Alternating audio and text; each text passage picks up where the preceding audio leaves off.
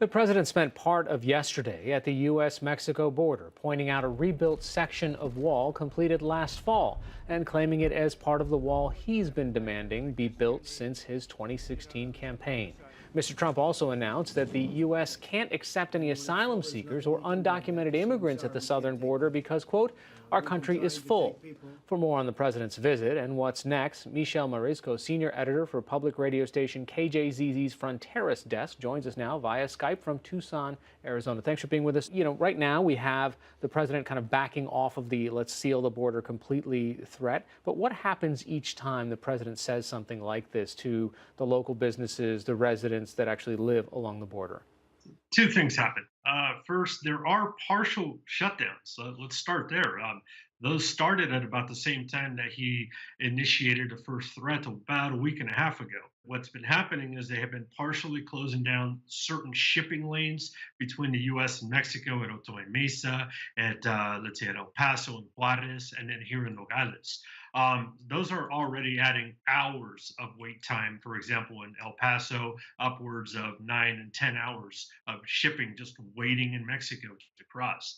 At the same time, this is also really concerning investors. The border is trying to draw investment, trying to draw new flows of cash to these areas for building, for maquiladoras, for technology. This is scaring people away, and this is a huge, tremendous concern for people, for example, here in Nogales. What about execution of these orders, of these shutdowns? Who's on the front lines? I mean, the Border Patrol doesn't have an increased number of staff to go along with this. I'm imagining they're just, working longer hours? Well, what they did was they diverted Customs and Border Protection officers, these are the customs inspectors, away from these lanes and then put them to work with U.S. Border Patrol agents, the agents who patrol between the ports of entry, to help regulate and administer to the needs of asylum seekers. But then what ended up happening is we already have a shortage of CBP officers along the entire border. And so now we have even less officers that can be dedicated to the task of continuing the flow of goods and people and services across the border.